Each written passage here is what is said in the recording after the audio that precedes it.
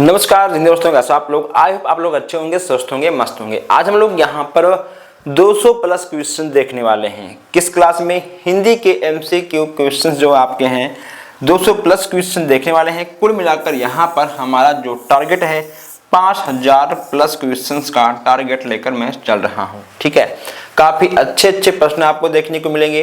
ये जो आपका क्लास है केवल पेपर फर्स्ट वालों के लिए है। क्लियर? जो लोग पेपर फर्स्ट का एग्जाम देने वाले हैं वो लोग इस क्लास को देखकर अच्छा नंबर प्राप्त कर सकते हैं। डिस्क्रिप्शन में कमेंट बॉक्स में आपको ऑफिशियल टेलीग्राम व्हाट्सएप ग्रुप का लिंक मिल जाएगा। आप व्हाट्सएप करके जो इसका पूरा का पूरा पीडीएफ है आप वो भी प्राप्त कर सकते हैं। चलिए फिर हम लोग देर न करते हुए चलते हैं, देखते हैं आज का पहला क्वेश्चन है। जो क्वेश्चंस का नंबरिंग है उस पर आपको ध्यान नहीं देना है, बस केवल आपको क्वेश्चंस पर ध्यान देना है। ठीक है, हमने इस क्वेश्चंस को टाइप नहीं किया है क्योंकि यहाँ पर मतलब क्वेश्चन से है। ठीक है, मतलब यहाँ पर आपकी टाइपिंग से नहीं होता है। क्वेश्चंस अगर आप देखेंगे, क्वेश्चंस अगर आपको याद है, पता है, देखे हैं, समझे हैं तो एग्जाम में आपका अच्छा स्कोर बन जाएगा। चलिए देखते हैं आज का पहला क्वेश्चन। आपके यूपी टेट के काफ़ी क्लास हो चुके हैं जो कि उसका लिंक आपको कमेंट बॉक्स में पिन किया हुआ मिल जाएगा। यहाँ ये कहा गया है पहले क्वेश्चन में कि आसमान टूट पड़ना का मुहावरा क्या होगा। आसमान टूट पड़ना कि आसमान टूट पड़ा है, इसका क्या होगा? वर्षा होना, भारी विपत्ति आना, आंधी आना या फिर हलचल होना। सिंपल सी बात है, भारी विपत्ति होना। मैं आपको ये भी यहाँ पर बता दूं कि मैं यहाँ पे आपको अधिक टाइम नहीं देने वाला हूँ। ठीक है, क्वेश्चंस में आप लोगों ने अब तक काफ़ी कुछ पढ़ा होगा, लिखा होगा, अलग अलग संस्थाओं से आपने पढ़ा होगा, लेकिन अब यहाँ पर आपको फटाफट चुटकियों में, ठीक है, हर एक क्वेश्चन को देखना है। जो उसका सही आंसर है आपको लगाना है सेकंडों में। ठीक है, मिनटों का काम सेकंडों में यहाँ पे आपको करना है और आपको आगे बढ़ना है। यहाँ देखिए कहा गया है कि आँख का अंधा, ठीक है, आँख का अंधा नाम नयन सुख। आँख का अंधा नाम नयन सुख का मुहावरा का अर्थ क्या होगा? आँख का अंधा, ठीक है, अंधा होना, अंधा होते हुए भी आँखों से सुख मिलना, या फिर गुणों के विपरीत नाम होना, या अपनी प्रशंसा स्वयं करना। ठीक है दोस्तों, इसमें आपको जाएगा गुणों के विपरीत नाम होना। ठीक है, आस्तीन का सांप मुहावरे का अर्थ क्या होगा? आस्तीन का सांप मुहावरे का अर्थ क्या होगा? काफी आसान है। आस्तीन का सांप मुहावरे का अर्थ क्या होगा दोस्तों? ये सब आपका ठीक है नहीं होगा, कपटी मित्र। ठीक है, आस्तीन का सांप क्या होगा? कपटी मित्र आपका हो जाएगा। जैसे यहाँ पे आपका है कि आटे दाल का भाव मालूम होना। आटे दाल का भाव मालूम होना, इसका मुहावरा आपका क्या होगा? आटे दाल का जो भाव है वह आपको मालूम है, इसका मुहावरा क्या होगा? कठिनाइयों का अनुभव होना, या फिर अपने हितों का चिंता करना, या फिर अगारा जवाब देना, या विपरीत कार्य करना। यहाँ पे कहा गया कि आटे दाल का भाव मालूम होना। ठीक है, इसमें आपका प्रश्न क्या होगा? कठिनाइयों का अनुभव होना। ठीक है, कठिनाइयों का अनुभव होना, ये वाला आपका बिल्कुल सही हो जाएगा। यहाँ पर देखिए, अब यहाँ पे आपको देखने को मिल रहा है, इसमें कहा गया है कि उल्टी गंगा बहने का मुहावरा क्या होगा? उल्टी गंगा बहने का मुहावरा क्या होगा? विपरीत कार्य होना। ठीक है, अपने पांव पर आप कुल्हाड़ी मारना, अपने पांव पर आप कुल्हाड़ी मारना, यानी अपने पांव पर स्वयं कुल्हाड़ी मारना, इसका मुहावरा क्या होगा? ये यहाँ पे आपको बताना है। अपनी हानि स्वयं करना, ठीक है, काफी आसान है, अपनी हानि स्वयं करना। नेक्स्ट यहाँ पे आपका है एक लाठी से सबको हाँकना। ठीक है, एक लाठी से सबको हाँकना, इसका अर्थ आपको क्या होगा? ठीक है, इसका अर्थ क्या होगा? सबके साथ एक जैसा व्यवहार करना। ठीक है, सबको पीटने की बात नहीं है, मारने की बात नहीं है, इनमें से कोई नहीं है। ठीक है, सबको एक साथ जैसा व्यवहार करना। क्लियर? आइए आठवां देखिए, किताबी कीड़ा होना, इसका अर्थ क्या होगा? किताबी कीड़ा होना, अरे जी देखिए, कमजोर, पढ़ने में कमजोरी होना, ये सब आपका नहीं होगा। ठीक, किताब छापना ये भी नहीं होगा आपका। ठीक है, दुकान होना ये भी नहीं होगा, पढ़ने के सिवाय कुछ नहीं। ठीक है, पढ़ने के सिवाय कुछ नहीं। आप लोगों में से कुछ लोग किताबी कीड़ा जरूर होगी। यहाँ देखिए, कोल्हू का बैल बनना, कोल्हू का बैल बनना, इसका मुहावरा क्या होगा? कोल्हू का बैल बनना, दिन रात काम में जुटे रहना, ठीक है। 9वें का आपका ये वाला बिल्कुल सही हो जाएगा। खून का घूंट पीना, खून का घूंट पीना, इसका मुहावरा क्या होगा? खून का घूंट पीना, ठीक है। रक्तपान होना ये सब आपका नहीं होगा, ठीक है। बीमार पड़ना ये भी आपका नहीं होगा, ठीक है दोस्तों। क्रोध को अंदर ही अंदर सहना, ठीक है। खून का घूंट पीने का मतलब है क्रोध को अंदर ही अंदर सहना। क्लियर? आइए आगे बढ़ते हैं। यहाँ देखिए, गज भर की छाती होना, देखिए गज भर की छाती होना, इसका मुहावरा क्या होगा? क्वेश्चन नंबर 11 की बात हम यहाँ पर कर रहे हैं दोस्तों। इसमें आपका बी वाला बिल्कुल सही हो जाएगा। खून पसीना एक करना, खून पसीना एक करने का मुहावरा क्या होने वाला है दोस्तों? ठीक है, खून पसीना एक करना यानी सी वाला आपका कठिन परिश्रम करना। क्लियर? कोई दिक्कत आपको इसमें नहीं होना चाहिए। आइए आगे बढ़ते हैं। यहाँ देखिए, गड़े मुर्दे उखाड़ने का मुहावरा क्या होगा? गड़े मुर्दे उखाड़ने का मुहावरा क्या होगा? पुरानी बातों को दोहराना, ठीक है। खाक में मिल जाना, खाक में मिल जाने का मुहावरा क्या होगा? खाक में मिल जाना यानी नष्ट हो जाना, ठीक है। यहाँ देखिए, गर्दन पर सवार होना, गर्दन पर सवार होने का मुहावरा क्या होगा? क्वेश्चन नंबर 15 की बात यहाँ पर हम कर रहे हैं। पीछे पड़े रहना, ठीक है, पीछे पड़े रहना। गर्दन में भारी वस्तु रखना, ये भी आपका आपका नहीं होगा, ठीक, पीछे पड़े रहना।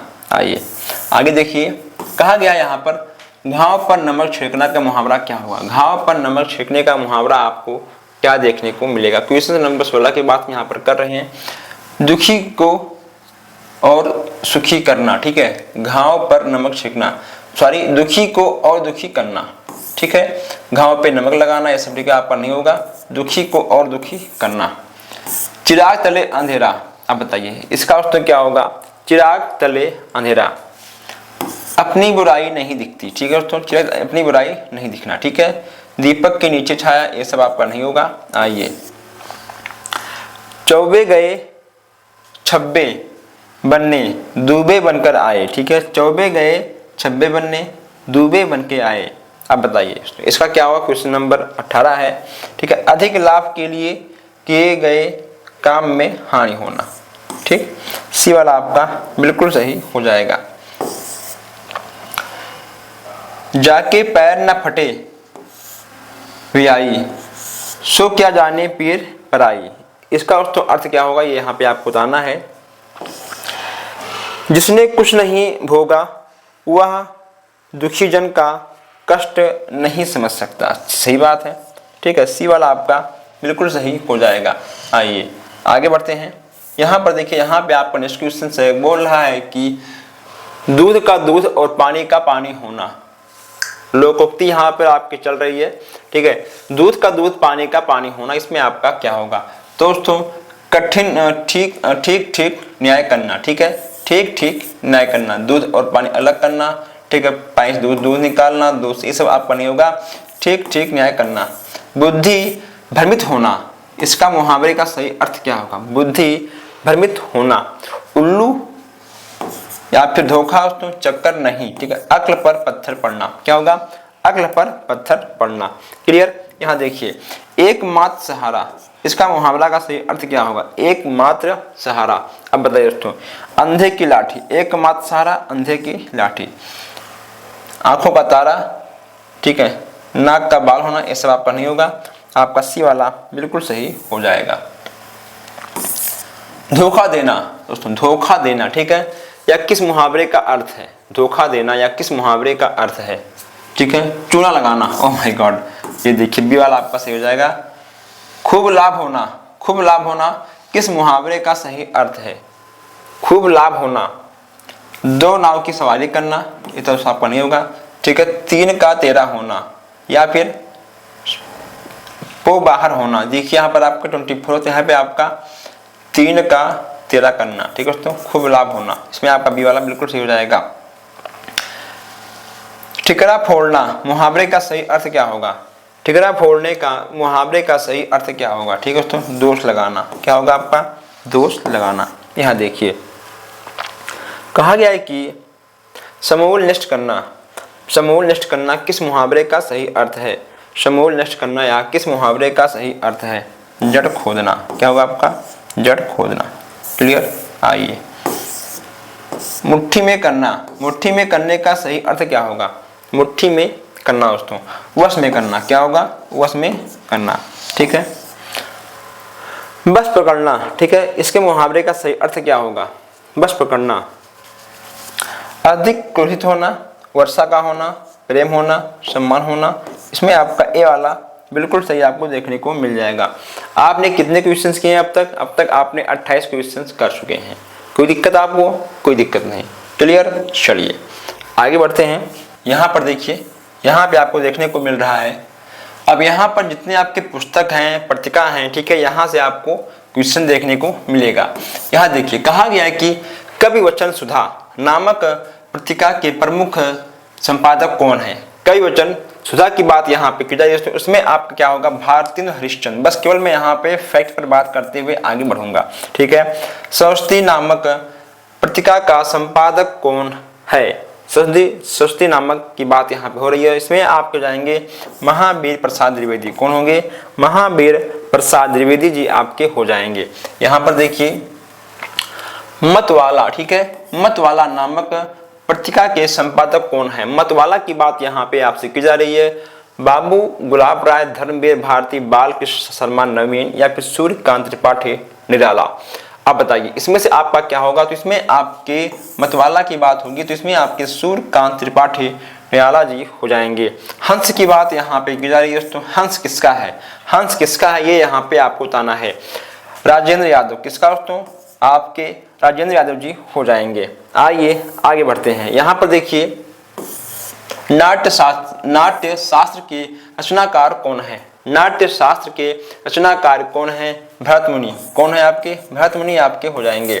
साहित्य दर्पण के रचनाकार कौन है? साहित्य दर्पण की बात यहाँ पे की जा रही है। आचार्य विश्वनाथ। कौन होंगे? आचार्य विश्वनाथ जी आपके बिल्कुल सही हो जाएंगे। सरमीमांसा। ठीक है दोस्तों, रस मीमांसा के रचनाकार कौन है? यहाँ पर रस मीमांसा की बात हो रही है तो इसमें आपका क्या हो जाएगा? इसमें आपके हो जाएंगे रामचंद्र शुक्ल। कौन होंगे आपके? रामचंद्र शुक्ल जी आपके बिल्कुल सही हो जाएंगे। यहाँ पर देखिए, परीक्षा गुरु नामक उपन्यास किसका है? परीक्षा गुरु की बात यहाँ पे की जा रही है। परीक्षा गुरु नामक उपन्यास की उपन्यासकार कौन है? उपन्यासकार कौन है ये यहाँ पे आपको बताना है। क्वेश्चन नंबर 9 की बात मैं यहाँ पे कर रहा हूँ। ठीक है, इसमें आपके लाल श्रीनिवास दास। कौन होंगे? परीक्षा गुरु की बात हो रही है, लाल श्रीनिवास दास। क्लियर? चलिए आइए आगे बढ़ते हैं। यहाँ पर देखिए, यहाँ पे आपको देखने को मिल रहा है, कहा गया है कि नूतन ब्रह्मचारी नामक उपन्यास के उपन्यासकार कौन है? क्वेश्चन नंबर 10 की बात यहाँ पर हम कर रहे हैं। इसमें आपके बालकृष्ण भट्ट जी हो जाएंगे। ठीक है, गबन की बात यहाँ पे हो रही है। गबन की बात यहाँ पे हो रही है। इसमें आपका क्या होगा? इसमें आपके प्रेमचंद दोस्तों। ठीक है, प्रेमचंद आपके बिल्कुल सही हो जाएंगे। ठेठ हिंदी का ठाठ नामक उपन्यास के उपन्यासकार कौन थे? क्वेश्चन नंबर 12 की बात मैं यहाँ पे कर रहा हूँ। तो अयोध्या सिंह उपाध्याय। कौन है? अयोध्या सिंह उपाध्याय जी आपके हो जाएंगे। आइए यहाँ देखिए, देहाती दुनिया नामक उपन्यास के उपन्यासकार कौन है? देहाती दुनिया की बात यहाँ पे हो रही है। इसमें आपका क्या होगा? इसमें आपके शिव पूजन। ठीक है, शिव पूजन जी आपके हो जाएंगे। भगवती चरण वर्मा के उपन्यास कौन सा है? ठीक है, भगवती चरण वर्मा के उपन्यास इसमें से आपका कौन सा है ये यहाँ पे आपको बताना है। ये बताइए आप, इसमें आपका क्या होगा? इसमें आपका हो जाएगा क्वेश्चन नंबर 14 की बात कर लें तो दोस्तों इसमें से इनका कुछ भी नहीं होगा। ठीक है, इसमें से इनका कुछ भी नहीं होगा। वैशाली की नगरवधू नामक उपन्यास के उपन्यासकार कौन है? वैशाली की नगरवधू। क्वेश्चन नंबर 15 यहाँ पर है। इसमें आपका क्या होगा? इसमें आपका होगा चतुर्सेन शर्मा। ठीक है, शास्त्री, चतुर्सेन शास्त्री जी आपके हो जाएंगे। यहाँ देखिए, मेला आंचल। ठीक है, मेला आंचल नामक प्रथम आंचलिक उपन्यास के उपन्यासकारक कौन है? क्वेश्चन नंबर 16 की बात यहाँ पर कर रहे हैं। ठीक है, तो इसमें आपका सी वाला बिल्कुल सही हो जाएगा। तमस। ठीक है, तमस की बात यहाँ पे आपसे की जा रही है। तमस में आपकी कौन सी उपन्यासकार होंगे? क्वेश्चन नंबर 17 की बात हो रही है। ठीक है, भीम भीष्म शाहिनी, ठीक है, भीष्म शाहिनी जी आपके हो जाएंगे। राग दरबार नामक उपन्यास के उपन्यासकार कौन है? अब बताइए, राग दरबार की बात यहाँ हो रही है, क्वेश्चन नंबर 18 की बात यहाँ हो रही है। इसमें आपके श्रीलाल शुक्ल, ठीक है, इसमें आपका सी वाला बिल्कुल सही आपको देखने को मिल जाएगा। आइए आगे बढ़ते हैं। यहाँ पर देखिए, चंदायन किसकी रचना है? चंदायन किसकी रचना है? क्वेश्चन नंबर 19 की बात हम यहाँ पर कर रहे हैं। इसमें आपका क्या होगा? तो इसमें आपका सी वाला बिल्कुल सही हो जाएगा। विनय पत्रिका किसकी रचना है? विनय पत्रिका की बात यहाँ पे हो रही है। इसमें आपके हो जाएंगे तुलसीदास। पृथ्वीराज रासव के रचनाकार कौन है? पृथ्वीराज रासव की बात यहाँ पे हो रही है। 21 की बात हो रही है दोस्तों, ठीक है, इसमें आपका सी वाला हो जाएगा। इसमें देखिए केशवदास की है। इन चारों में से कौन सी रचना केशवदास जी की है, ये यहाँ पे आपको बताना है, ठीक है। इन तीनों में से आपका इनका कोई भी नहीं होने वाला है। अब बताइए, ठीक है, तुलसीदास की रचना इसमें से आपका कौन सा है? 23 की बात यहाँ पे हो रही है दोस्तों, ठीक, इसमें आपका क्या होगा? कवितावली, गीतावली या फिर दोहावली? आप बताइए, इसका आंसर आपको कमेंट बॉक्स में देना है, क्योंकि आसान है। यहाँ देखिए, इन चारों में से सूरदास का दोस्तों कौन सा है?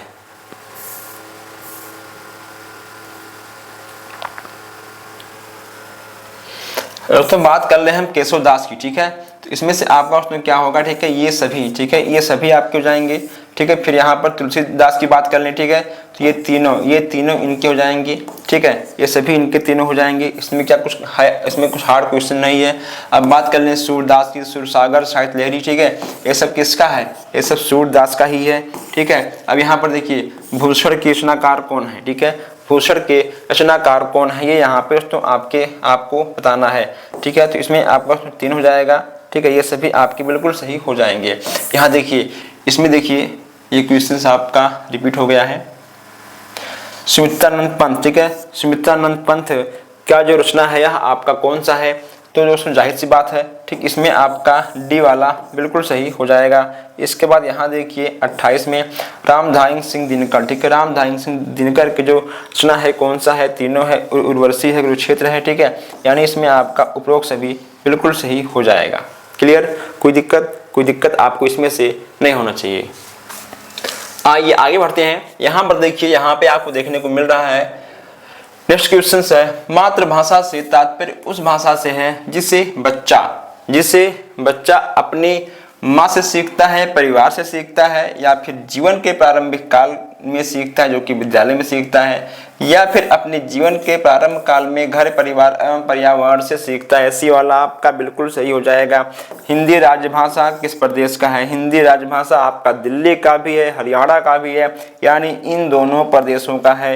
इसमें आपका सी वाला बिल्कुल सही हो जाएगा। हम यहाँ सभी क्वेश्चन फटाफट करके खत्म करने वाले हैं, ठीक है। हिंदी भाषा की जन भाषा है, राजभाषा है, या फिर राष्ट्रभाषा है? हिंदी भाषा की क्या है दोस्तों?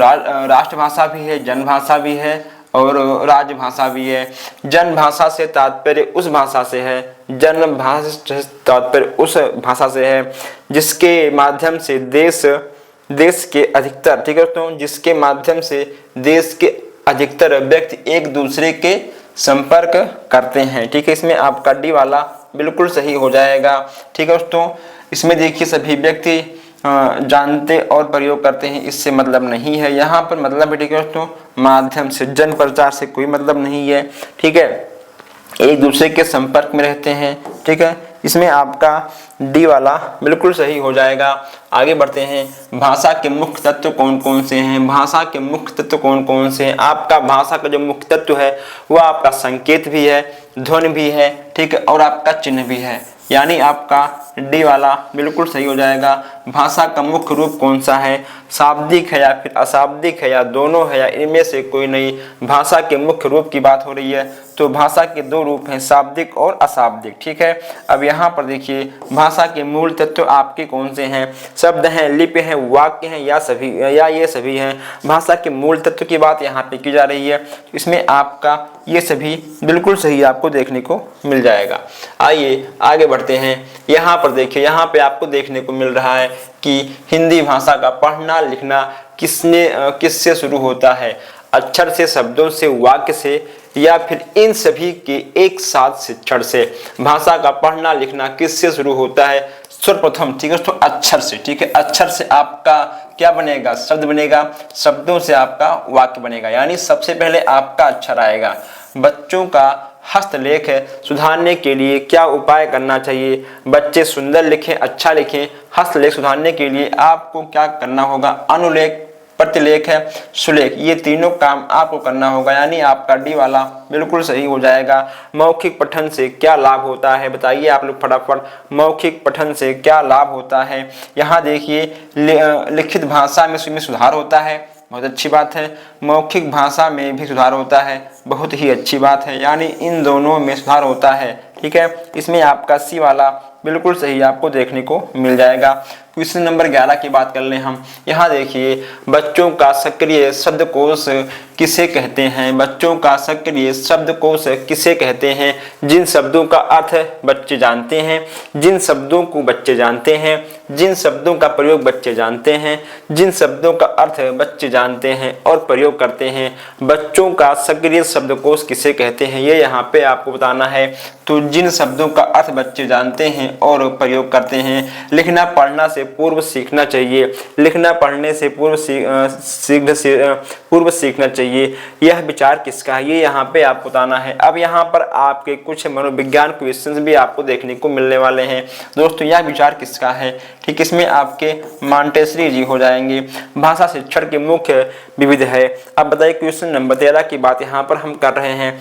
उपरोक्त सभी, ठीक है दोस्तों, उपरोक्त सभी आपके बिल्कुल सही हो जाएंगे। आइए आगे बढ़ते हैं। भाषा का मुख्य घटक आपका क्या होता है? भाषा का मुख्य घटक आपका क्या होता है? व्याकरण, भाषा कौशल, भाषा विज्ञान या उपरोक्त सभी? क्वेश्चन नंबर 14 की बात कर लें, इसमें आपका उपरोक्त सभी बिल्कुल सही हो जाएगा।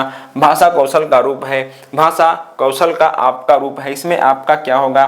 बोलना, सुनना, लिखना, पढ़ना, उपरोक्त दोनों दोस्तों। ठीक है, आपका उपरोक्त दोनों, ठीक है, बोलना, सुनना और लिखना पढ़ना। ठीक है दोस्तों, इसमें आपका 82 वाला बिल्कुल सही आपको देखने को मिल जाएगा। यहाँ देखिए, ज्ञानात्मक उद्देश्य का तीसरा पद कौन सा है?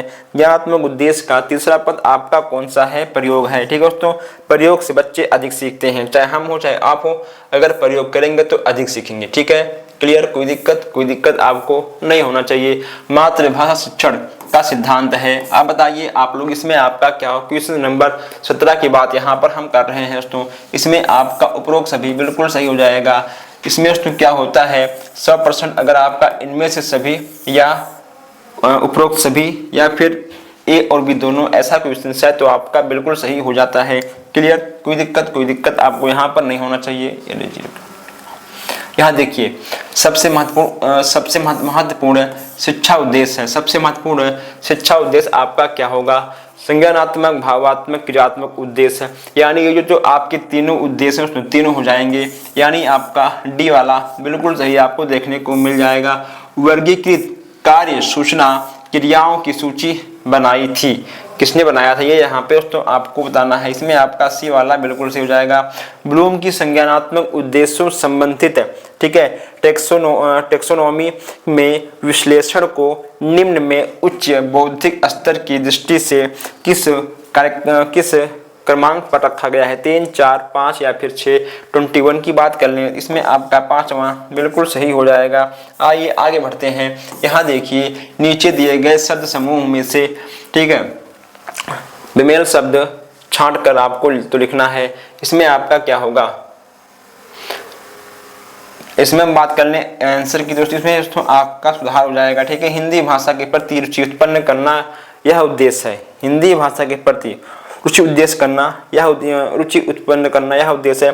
प्राथमिक स्तर के छात्रों के लिए, जूनियर स्तर के छात्रों के लिए, माध्यमिक स्तर के छात्रों के लिए, उच्च स्तर के छात्रों के लिए हिंदी भाषा के प्रति रुचि उत्पन्न करने की बात यहाँ पे आपसे की जा रही है दोस्तों, प्राथमिक स्तर के छात्रों की। ठीक है, आइए यहाँ देखिए, मातृभाषा के ज्ञान में वृद्धि करना उद्देश्य से संबंधित है। 24 की बात यहाँ पर हम कर लें, इसमें दोस्तों आपका क्या होगा? इसमें आपका ए वाला बिल्कुल सही आपको देखने को मिल जाएगा। आइए आगे बढ़ते हैं। इसमें दोस्तों आपका क्या होगा? यहाँ पर देखिए, यहाँ पर कहा गया है कि संज्ञानात्मक पक्ष से संबंधित अंतिम उद्देश्य है। ताकि ज्ञानात्मक पक्ष, ठीक है, सॉरी, ज्ञानात्मक पक्ष से संबंधित अंतिम उद्देश्य आपका क्या होगा? बोध होगा, मूल्यांकन होगा, विश्लेषण होगा या फिर आपका होगा संश्लेषण। इसमें से आपका क्या होगा? 25 की बात कर रहे हैं तो इसमें आपका मूल्यांकन हो जाएगा निम्न में से कौन सी हिंदी की एक बोली है? अब बताइए, हिंदी की एक बोली है, अवधी, पंजाबी, मराठी या गुजराती? सबसे आसान प्रश्न है आपका, क्या होगा इसका उत्तर? अवधी, ठीक है। ब्लूम टैक्सोनॉमी में संज्ञानात्मक अनुच्छेद के उद्देश्यों को कितने भागों में विभाजित किया गया है? 3, 2, 5 या फिर 6 वर्गों में। इसमें आपका क्या होगा? इसमें दोस्तों आपका 6 वर्गों में विभाजित किया गया है। कितने वर्गों में? 6। आपका बिल्कुल सही हो जाएगा। हिंदी राजभाषा है, हिंदी राजभाषा है। केरल प्रदेश का, आंध्र प्रदेश का या फिर कर्नाटक का, इनमें से कोई नहीं। हिंदी राजभाषा है। किस प्रदेश का है ये यहाँ पे आपको बताना दोस्तों, इनमें से कोई नहीं, ठीक है। यूपी का राजभाषा है, ठीक है। यहाँ देखिए, व्याकरण शिक्षण की उत्पत्ति उपयुक्त विधि है। व्याकरण शिक्षण की उपयुक्त विधि है आगमन, निगमन, आगमन या निगमन। तो मैं यहाँ पे आपको बता दूं दोस्तों, आगमन और निगमन, ठीक है, आगमन और निगमन। वर्तमान में मातृभाषा की शिक्षा, वर्तमान में मातृभाषा की शिक्षा किस विधि से दी जाती है? वर्तमान की बात यहाँ पे हो रही है कि वर्तमान में मातृभाषा की शिक्षा किस विधि से दी जाती है, ये यहाँ पे आपको बताना है। तो दोस्तों आपका प्रत्यक्ष, अप्रत्यक्ष, ठीक है, संरचना, यानी आपका उपरोक्त से भी बिल्कुल सही हो जाएगा। यहाँ देखिए, भाषा प्रयोगशाला, भाषा प्रयोगशाला में शिक्षण किस रूप में होते हैं? भाषा प्रयोगशाला में शिक्षण किस रूप में होते हैं, ये यहाँ पे आपको बताना है। सबसे आसान प्रश्न दोस्तों इसमें से आपका, इनमें से कोई नहीं होगा, ठीक।